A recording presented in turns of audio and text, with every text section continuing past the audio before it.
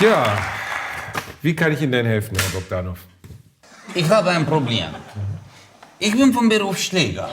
Das heißt, Leute, die haben ein Problem mit anderen Leuten ein Problem, rufen mich an, dass ich dorthin gehe, dass ich kein Problem mehr habe mit den anderen, sondern ein Problem mit mir. Verstehen Sie das?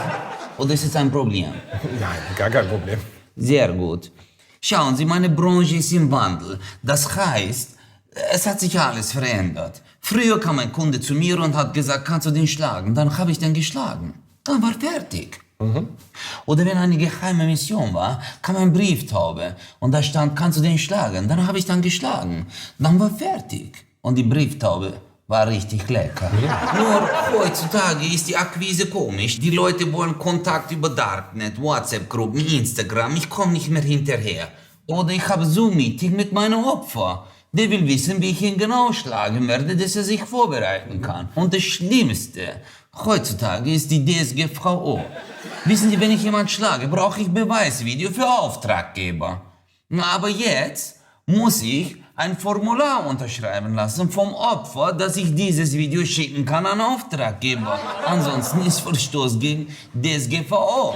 Weil wenn du in Deutschland jemanden schlagst, kriegst du 3 Monate. Aber wenn du einen Verstoß hast gegen DSGVO, dann kriegst du 30 Jahre mit Todesstrafe und danach nochmal Sicherheitsverwahrung und nochmal eine Todesstrafe. Das heißt, du stirbst insgesamt 3 Mal.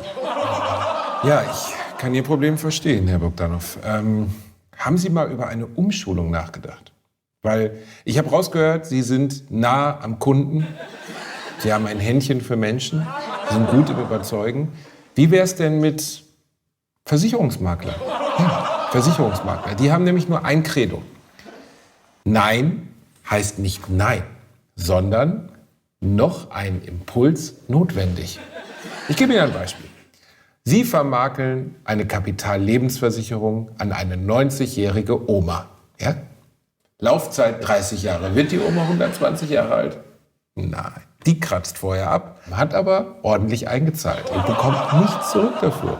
Das ist das ganze Geheimnis. Ja, aber die hat doch einen Vertrag unterschrieben, die kann doch alles nachlesen. Vertrag. Herr Bogdanov, der Vertrag hat mindestens 60 Seiten und der ist so kompliziert formuliert, das könnte auch altgriechisch sein.